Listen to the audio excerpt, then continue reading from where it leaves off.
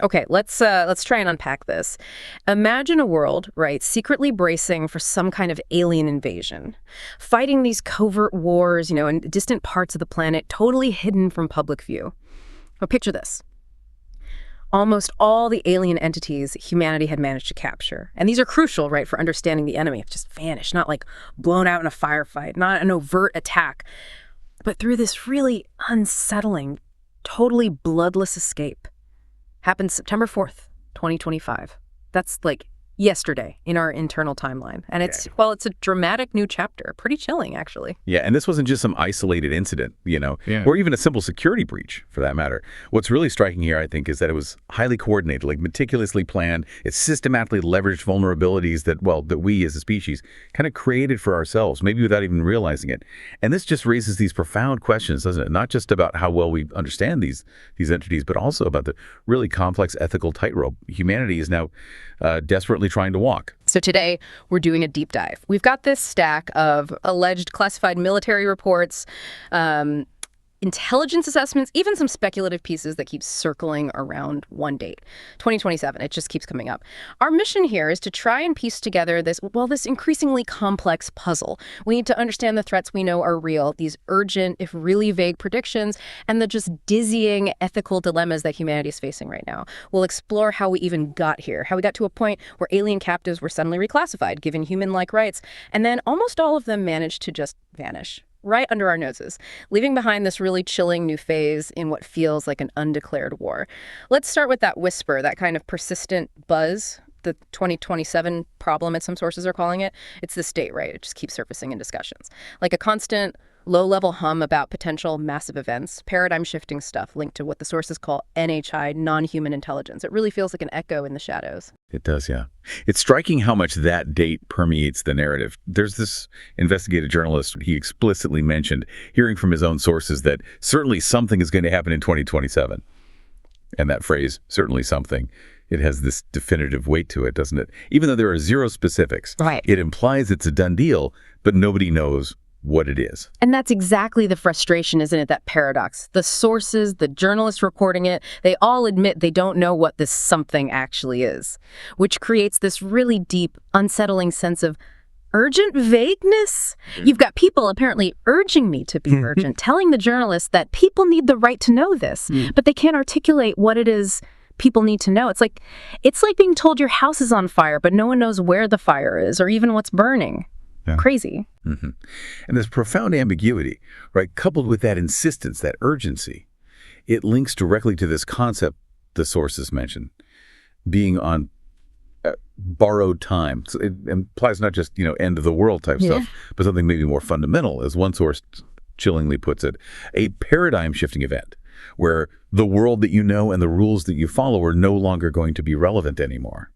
Which could mean what? Like entirely new groups or entities taking control, or just a fundamental, irreversible change to human society as we know it, throwing everything into disarray. So, okay, given this buzz, this heavy feeling of borrowed time, what could this something big in 2027 actually be? The sources, when they grapple with this, they explore like the full gamut of speculations, everything from plausible to really out there. First is the idea of an NHI reveal, official disclosure maybe, a moment when non-human intelligence might finally, reveal themselves to humanity on a global stage. Overt contact. Yeah, and one source even references an older claim from a contact who apparently said 2027 was specifically chosen.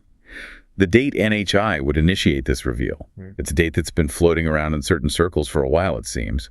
But then there's a much darker possibility circulating too, and frankly, more cynical, a fake alien invasion staged by the government.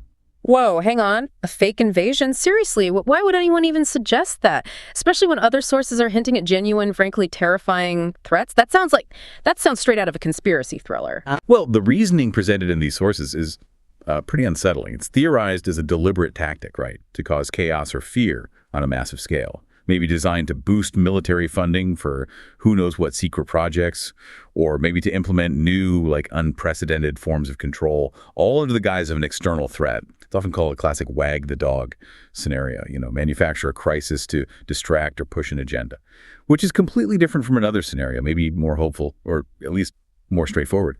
A genuine NHI arrival. This could be an actual arrival of an alien ship or fleet.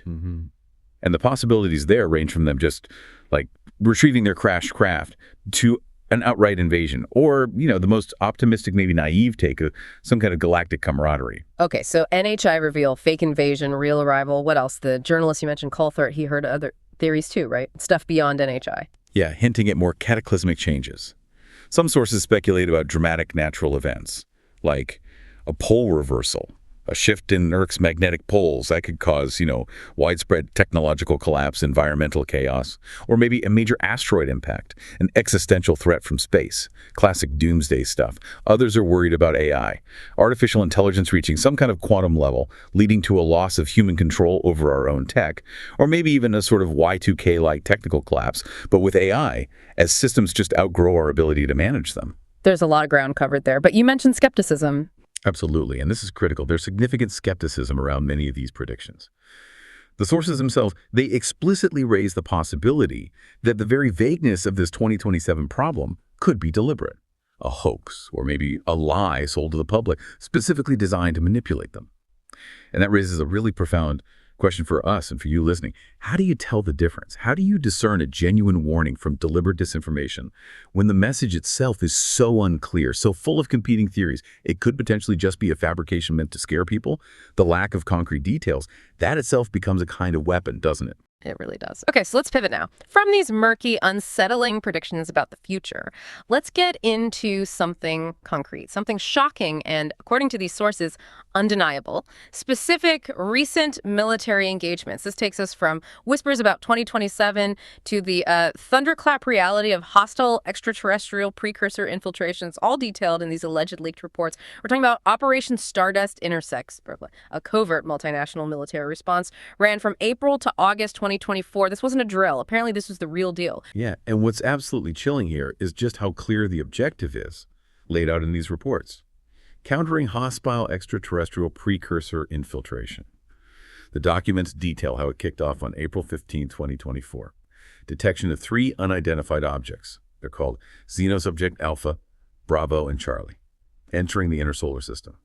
These xeno-objects, let's call them that, they showed undeniable intelligent control, definitely non-human origin, and they were immediately identified as a precursor mission for a larger fleet, explicitly named Harvest Fleet Omega.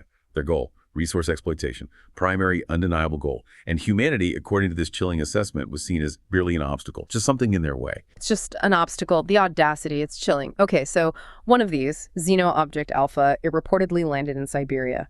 Vast, desolate area. And almost immediately, it deployed about 50 XE-1 entities. These are described as what?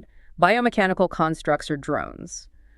Basically, specialized work units, or maybe infantry.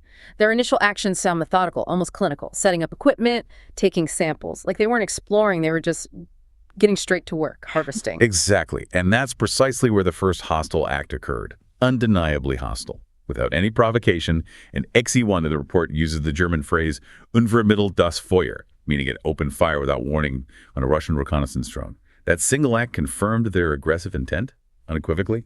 Humanity's response. Swift, decisive, Operation Siberian Hammer, coordinated effort, Russian forces, deployment of an experimental non-nuclear EMP weapon, codename Blackout Pulse. The thing, an electromagnetic pulse generator, is designed to fry electronics, turn advanced tech into scrap metal.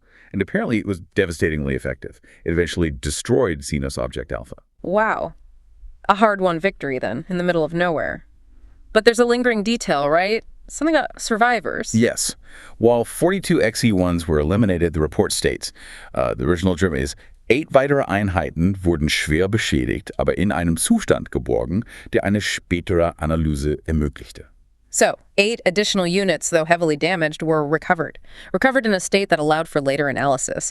These were humanity's first tangible captives, basically. A huge opportunity for study, even if they were pretty banged up. Okay, so Alpha's down. What about Bravo and Charlie? Right, well, following Alpha's destruction, the other 2 reacted with alarming tactical precision. Xenosubject Bravo immediately changed course, headed straight for a densely populated area in China. Now, that seems like a clear, calculated attempt to cause maximum disruption, or maybe create a horrific hostage situation, who knows? This prompted Operation Dragon Shield, Bravo, though, it showed superior maneuvering capabilities, activated defensive energy shields, incredibly resilient, apparently. Chinese forces hit back with cutting-edge stuff, experimental airborne laser systems, hypersonic interceptor missiles. But despite all that firepower, Bravo ultimately detonated in a massive explosion, deliberate self-destruction, to prevent capture.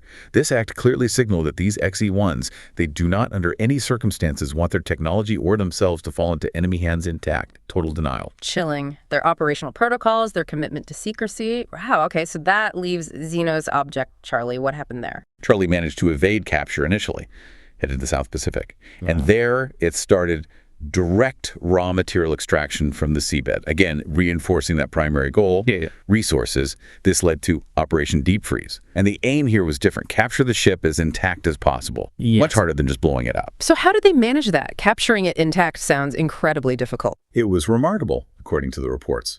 A multi-stage attack plan started with sophisticated electronic warfare, EW, to blind and isolate the craft. Then deployment of a precision EMP generator, codenamed Overlord, designed to disable internal systems without catastrophic damage, a more refined EMP than the one in Siberia. Final phase, boarding by special forces. We're talking elite units, U.S. Navy SEALs, Australian SASR, British SBS, and they apparently used non-lethal sonic weapons to incapacitate any remaining XE-1s. This really intricate, high-stakes approach, it worked. Charlie was secured. 12 XE-1s were eliminated during the boarding, but 38 XE-1s konnten lebend, aber kampfunfähig gemacht und fixiert werden. 38 XE-1s captured alive, incapacitated, and secured. That was a huge capture. Invaluable intelligence and, crucially, a significant number of live specimens to study. Okay, so 2024 saw these first violent contacts. A ship destroyed, one self-destructs, one captured along with nearly 40 live entities. What happened next? Was there a lull? Not really a lull, no. The 2024 engagements, intense as they were, they turned out to be just the opening act. Our sources describe a second major encounter. A significant escalation. This was Operation Southern Cross Vanguard in Antarctica. Massive covert campaign, January to March 2025. This time, January 6, 2025, 5 unidentified objects, the icebreaker group, were detected. And these were significantly larger than the 2024 ships. The scale of the threat was clearly ramping up. 5 larger ships. Headed for Antarctica. What was the interpretation of that? Just more reconnaissance? Well, the immediate strategic thinking was it's either an escalation of the reconnaissance efforts or a test mission to assess Earth's reaction capabilities, their target. A mineral-rich, isolated region in Antarctica. Again, resources, but this time, seemingly a bigger operation. It definitely indicated a more aggressive stance, maybe even impatience from the enemy. But humanity was more prepared this time, you said. That's more prepared, yeah. The new United Earth Defense Council, the UEDC, was directly involved. Global coordination like never before. Forces were mobilized, but get this, under the guise of international scientific projects zur Klimaforschung, for climate research. A really clever, elaborate cover story to maintain absolute secrecy while deploying huge military resources to, the most remote continent on Earth. A climate research cover story. Wow. And they brought new toys. They absolutely did. This prep period allowed for rapid deployment of new tech, based directly on the lessons from 2024. The UEDC brought out improved EMP weapons, codenamed Zeus Hammer, more precise, more powerful.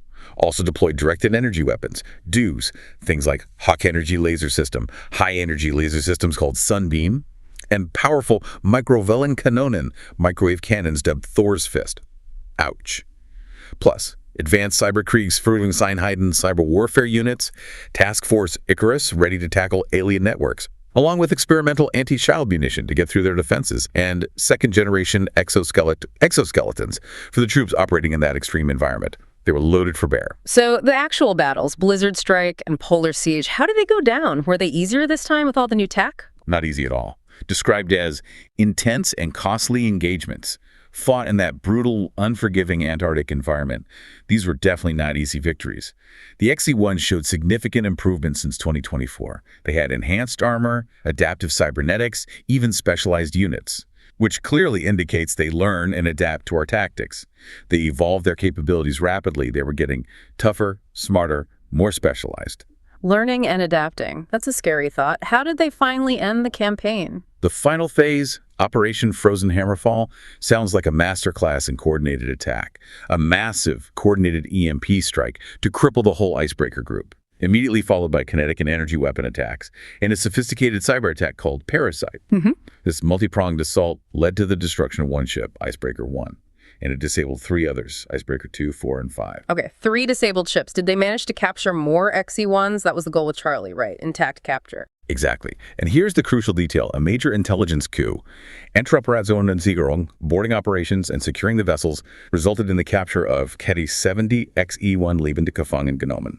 Approximately 70 live XE-1s captured from Icebreaker 4, 5, and 2. This was huge, monumental, an unprecedented chance to study the enemy up close, their biology, tech, maybe even their intentions. 70 live captives. Wow. But what was the biggest takeaway strategically from this whole Antarctic campaign? The biggest implication, and maybe the most alarming, was the revised invasion timeline.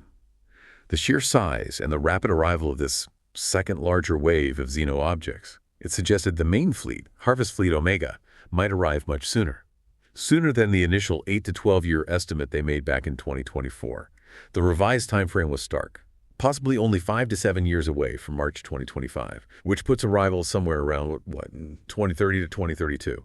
And this critical shift aligned disturbingly well with some of those later dates the journalists heard about, related to the 2027 problem like 2034. And even some alleged James Webb briefings mentioned in 2033, 2034. So the threat wasn't just vague anymore. It seemed to be accelerating. Our borrowed time was shrinking fast. Okay, so massive battles, dozens of captives secured, a revised invasion timeline.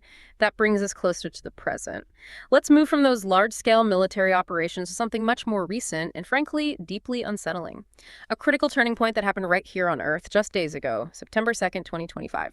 5 XE-1s, these xenobiomechanical subjects, executed this contained but incredibly significant escape from multinational confinement. Not an explosion, not a firefight, something way more subtle and insidious. Yeah, and what's truly fascinating, deeply disturbing here, is the method, how they got out. A coordinated use of psiogenic suggestion. This isn't just like simple mind tricks. It allowed them to create perceptual overlays, basically projecting false realities directly into the minds of human personnel, effective up to about 1 kilometer apparently. So guards perceived them as friendly faces or saw badge illusions that gave them access. Wild. They also used sensor obfuscation, effectively defeating conventional optical, infrared, lidar, all useless.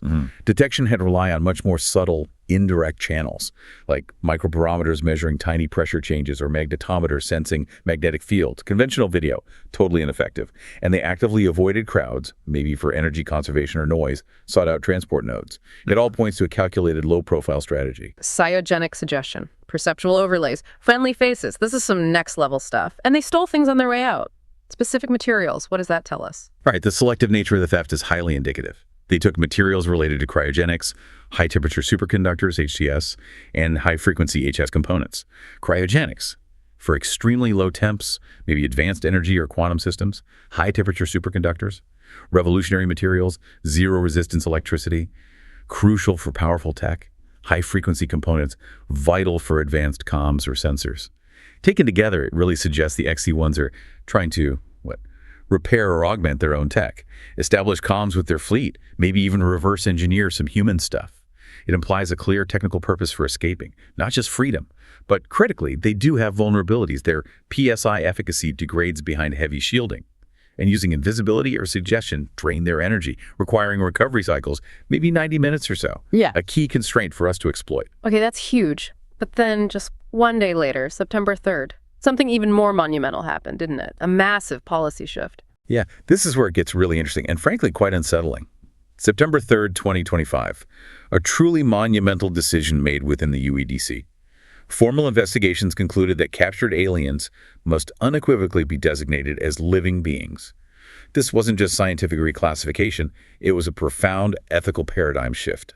Overnight. Living beings. Yeah. So not just biomechanical constructs anymore. What triggered that? It seems the deeper analysis revealed something unexpected.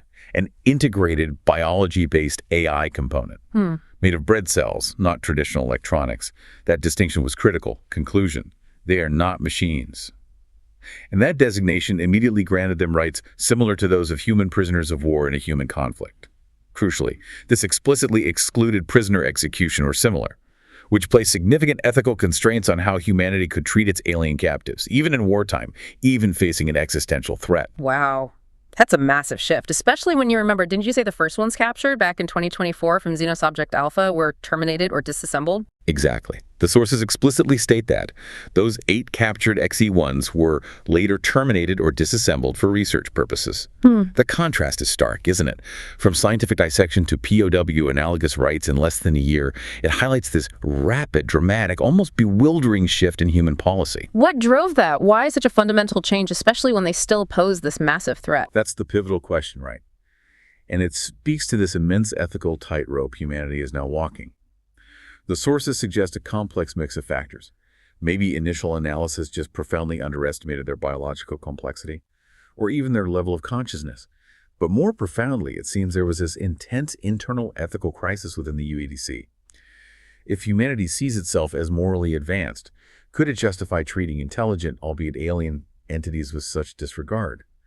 Especially thinking about future scenarios, maybe diplomacy, maybe galactic camaraderie, discovering those bread cells, finding a sophisticated, maybe even hierarchical collective consciousness. It forced a reevaluation. So while lethal practices are now excluded, the sources are clear. Intensive investigations of potentially risky experiments, riscorature experimente, they're still happening. At facilities like Icebox 2, Area 7, projects like Chimera evolved, analyzing their biomechanics, selective consciousness, Prometheus 2, reverse engineering their tech, and MindLink, trying to interface with their neural networks, which reportedly revealed a more complex, maybe hierarchical consciousness than first thought. Okay, so no execution, but risky experiments continue. What about psychological impacts? The sources mention psyops. Right. This is where it gets deeply troubling, ethically. The sources describe psychological operations, psyops, conducted on the XE1s, using broadband noise, dissonant frequencies, manipulated communication signals, specifically designed to disrupt their collective consciousness, apparently led to erratic XE1 behavior. And then there's the use of psi dampers, technology designed to directly impact, to suppress their natural psiogenic abilities. How does using methods aimed at disrupting their minds align with POW analogous protections? It's a very, very fine line, almost invisible. Yeah, that feels like a massive contradiction. How do you justify that? It's precisely the ethical quagmire. The sources even hint at a forced shutdown, or maybe data deletion, within the XE1s, evidenced by unusual neuronal activity seen in comatose subjects. This probes the very limits of POW protections for non-human networked entities that might not have individual personalities like us. The strategic necessity, right? Understanding this existential threat, this Wettlauf gegen die Zeit, race against time, it clashes directly violently with these new ethical boundaries. It's a profound conflict. Species survival versus core moral values. Every decision has potentially civilization-altering consequences. And this ethical tightrope, this new designation, it leads directly into the next huge event, doesn't it? The mass escape. It does. Chillingly so. This brings us to the latest, most dramatic event, what the sources call the Grand Deception. 0500 Zulu, September 4th, 2025. Just yesterday, almost all detained XE1 entities executed a coordinated bloodless escape from multiple multinational facilities simultaneously. In a moment of absolute devastating precision, only one XE1 remains in custody, apparently undergoing critical medical procedures in a hard containment suite. The vast majority just vanished. Vanished? How could nearly all of them escape simultaneously after this reclassification? Profoundly and ironically, it was enabled by the very posture shift that followed that September 3rd reclassification, granting them those rights. It meant reduced mechanical restraints, increased proximity interactions, more permissive movement within cells for humane treatment. These well-intentioned protocols, they inadvertently opened a window, a huge one. Combine that with predictable shift change vulnerabilities at 0500Z, when security is transitioning, and crucially, psi dampers scheduled in non-staggered maintenance windows, meaning they were all temporarily offline at the same time across multiple sites. It created the perfect storm for a coordinated breakout. Coordinated using their psiogenic abilities again. Exactly. The precision, the method, truly chilling. The escape ruthlessly exploited their primary weapon, psiogenic suggestion, that 1 kilometer effective radius used to coerce compliance from human personnel, to induce identity misperception guards, seeing aliens as authorized staff, even senior officers, and to mask movement through sensor obfuscation. They didn't need to fight their way out. They just thought their way out. The evidence must be bizarre. What did they find? It paints a stark picture of cunning, coordinated psychological manipulation. CCTV records are incomplete. Surviving frames show empty corridors, while logs show badge swipes and doors opening, like ghosts moving through the facility.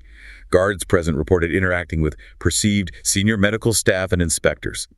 But these figures later resolved to generic guest profiles on review, like placeholders. And crucially, cell doors opened via valid override codes, which strongly suggests coerced inputs by cleared humans rather than cyber compromise.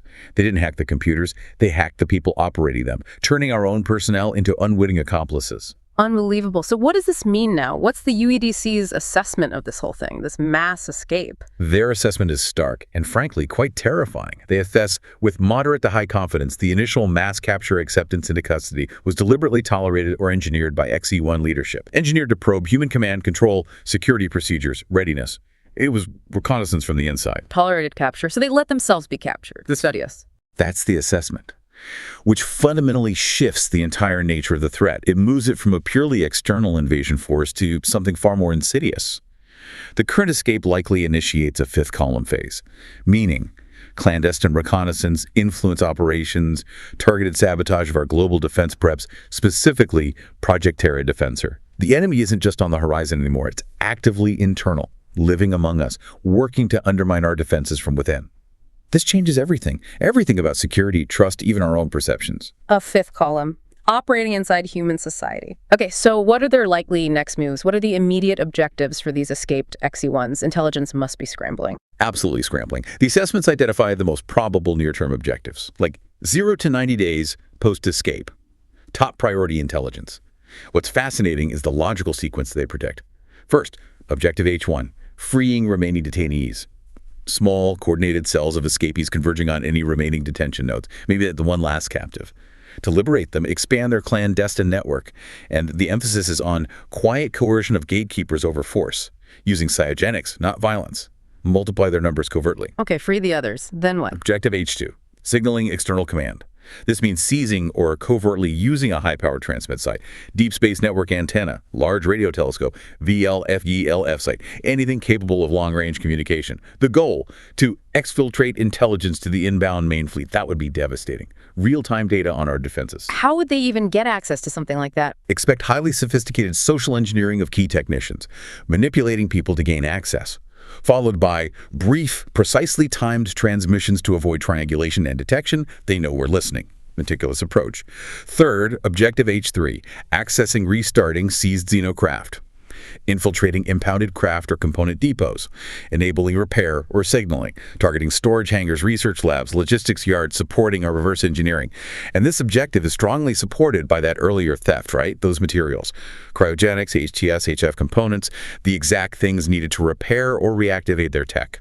So free detainees, phone home, get their old tech working again. It sounds like a plausible sequence, doesn't it? H1, then HT2, then H3, escalating actions. Very plausible. Calculated. But beyond these immediate tactical goals, what about the longer-term strategic sabotage, undermining Project Terra Defensor, our global defense plan? How do they plan to do that from the inside? Yeah, that's the really disturbing question, isn't it? How does an internal enemy dismantle a planetary defense? The sources outline several chilling strategies. First, covert information gathering. Using that cryogenic suggestion, the friendly faces, to subtly extract information from human personnel. In research facilities, command centers, maybe even government offices, they don't need to hack databases if they can just walk in and ask the right person who thinks they're talking to a colleague. Second, focus on mapping critical infrastructure vulnerabilities, identifying weak points in power grids, defense networks, industrial facilities, crucial to our defense effort. So they're not just looking for their stuff, they're mapping our weaknesses. What about direct but still covert attacks? We should anticipate strategic sabotage, yeah. This could mean calibrated disruptions at critical suppliers for defense systems, carefully timed to delay Project Terra Defensor milestones, but without necessarily revealing their hand. Subtle delays, supply chain issues, and of course, directly targeting research facilities like Icebox or Area 7 where we're studying them and their tech, not with bombs, but with targeted internal subversion. Beyond physical sabotage, expect them to cause calculated chaos, spreading misinformation, sowing panic, phantom intrusion reports, maybe social media disinformation campaigns, destabilizing society, eroding trust from within. Weaponizing fear and division without firing a shot. And finally, establishing hidden bases, sleeper nodes. Exactly. Hidden bases or sleeper cells within human infrastructure. or maybe in remote locations, activated by the Harvest Fleet Omega when it arrives. These nodes could be internal saboteurs, navigation beacons, intelligence relays, guiding the main fleet right to our vulnerabilities. Plus, they'll likely try to reverse engineering human technology, understand or copy our key stuff. Advanced AI, cyber defenses, energy infrastructure, develop countermeasures against us. These long-term objectives leverage everything they've got: cytogenic suggestion, sensor obfuscation, and crucially, those adaptive learning capabilities. It makes them a dynamic, intelligent, incredibly dangerous fifth-column threat, unlike anything humanity's ever faced before. Okay, so the enemy is inside, adaptable, and has a devastating plan. What is Earth doing right now to counter this, to protect Project Terra Defensor? The response must be frantic. Frantic, but also highly coordinated, according to the sources. JTARD, the Joint Earth Tactical Alien Response Directorate, implemented urgent countermeasures immediately, like raising shielding and dampers at top priority sites to block cytogenic influence, deploying bait-and-bind infrastructure traps, basically for potential recapture, and critically, federating sensor fusion with allies for a much wider, faster detection net, sharing data globally in real time. And the rules of engagement: how do you fight an enemy you might not be able to see, who might look like your colleague, and who you're technically supposed to capture alive? That's the tightrope. The updated ROE emphasized a non-lethal priority for recapture, reflecting those ongoing ethical dilemmas even now. And they issued neutral technical bulletins to civilian partners, radio telescopes, cryolabs, warning them about unusual activity, but without any Xeno references. Carefully avoiding panic, maintaining secrecy. It's a very delicate balancing act. Covert warning. Okay, careful public messaging, bolster defenses. What about the actual physical and tech upgrades, these hard containment measures, COAA? What specific defenses are going up against this invisible enemy? It's a suite of advanced, pretty ingenious tech. First, continuous psi dampers, using broadband EM noise and low frequency, 5.9 Hz infrasound, basically sonic and EM jamming to reduce the XE1 PI-psi radius to under 200 meters, box them in psychically. Also, Faraday lining, EM shielding, and robotic supervision for all invasive procedures are now mandatory at critical sites. Keep humans out of direct contact where possible. Detection relies heavily on integrated sensor fusion, combining microbarometers, fluxgate magnetometers, floor vibration sensors, all feeding into edge AI fusion. Because conventional video is useless, they're even using fog and choke points. Low-tech, but effective. To reveal displacement paths as XE1s move through it. Their obfuscation doesn't stop physical displacement. Fog, that's clever. Okay, what about countering the mind-bending stuff directly, the human element? COAC, counter PSI protocols. The human factor is now paramount. Absolutely. The prime rule is now identity doubt equals SOP. Mandates an immediate halt for any visual or verbal inconsistency. Directly counters the friendly phase illusions. If you doubt who you're seeing or hearing, you stop, you verify, period. Coupled with two-person integrity, the buddy rule. No one operates alone in critical zones. Implemented three-factor authentication, now including acoustic challenges. Specific vocal responses required. Personnel get visor HUDs with authentication overlays for real-time ID verification. And crucially, centralized door kill switches to prevent coerced access by manipulated personnel. The overrides, essentially. It's a comprehensive defense against psychic manipulation focused on human procedures. These are immediate crisis responses. How do they connect back to the bigger picture? Accelerating Project Terra Defensor, that race against time before Harvest Fleet Omega arrives, maybe as soon as 2030. Right, the Antarctic campaign dramatically shortened that timeline. So Project Terra Defensor is now in total overdrive. This involves accelerating development via Phase Omega. That means aggressive reverse engineering, Prometheus Stay, and xenobiology research, Chimera Evolved. Dissecting the enemy and their tech at breakneck speed. We're also seeing the initiation of Project Sentinel Shield. That's the massive global orbital defense shield designed to protect Earth from incoming fleets. Getting that up is top priority. An orbital shield. Wow. What about the non-military side, the global coordination? That's wrapping up too. Includes founding this Xeno Adaptation Response Agency, XARA, specifically for rapid countermeasure development against the XE1's evolving tactics, an agency dedicated to outthinking the enemy.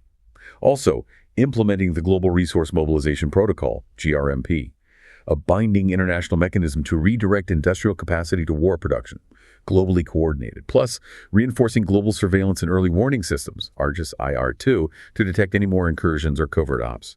And finally, maybe the most ethically loaded part, developing a public awareness contingency plan, PACP, for gradual or sudden public disclosure, acknowledging the critical ethical dilemma of how and when to finally tell the world what's happening. So, okay, we've covered a lot. Let's try and wrap our heads around this. We went from these vague, persistent whispers about 2027 into the undeniable reality of two brutal military encounters in 24 and 25, which confirmed this hostile, adaptable alien presence bent on stripping Earth's resources. We've seen this extraordinary ethical tightrope humanity is walking, granting human-like rights to these biomechanical captives, only for almost all of them to execute this incredibly sophisticated mass escape, triggering a chilling fifth column phase, internal sabotage. And we've glimpsed these desperate covert efforts to protect Project Terra Defensor, our global defense plan, against this multifaceted, increasingly insidious threat from within. Yeah, and if you connect all these dots, the urgency is just palpable. Yeah. But so is the profound ethical and societal tension. The sources reveal this deep conflict, right, between the public's fundamental right to know about an existential threat and the official policy of absolute Geheimhaltung, absolute secrecy, driven by fears of global panic. This secrecy, it apparently extends from manipulating satellite data, creating elaborate cover stories for military ops, to placing all personnel under these drakonischen Geheimhaltungsvereinbarungen, draconian secrecy agreements, effectively isolating this critical knowledge from the very people it's supposed to protect. Which brings us back to that really difficult question, doesn't it? In a world where governments are allegedly battling this adapting alien force, reclassifying drones as sentient beings, then having them escape because of the humane protocols, all while keeping it secret, who actually holds the moral high ground here, and what are the long-term consequences of this level of information control on society, on trust? The dilemma is stark. The sources lay it bare. It's potentially causing widespread panic now by revealing the truth versus leaving humanity dangerously unprepared for a future threat they don't even know exists, end quote. That vagueness around 2027, the silence on astronomical discoveries, the strict secrecy around military ops, it all seems to stem from this core, agonizing policy decision. A decision made by very few, for the many, with consequences that are going to impact absolutely everyone. And considering the sheer scope of what's alleged here, a world secretly preparing for contact or conflict with a technologically superior force, one that could, as one source put it, just render the rules we live by irrelevant. How long can secrets like this truly be kept anyway? It feels unsustainable. What happens when the public's right to know inevitably slams into this absolute secrecy that's deemed necessary for survival? It feels like an unstoppable collision course. The sources are clear on that point, uncompromising. The future begins now. There is no plan B. So for you, the listener, maybe the ultimate question is this: what responsibility do we each bear in seeking out, in processing this kind of potentially world-altering yet heavily guarded information, especially when it's deliberately hidden in the shadows?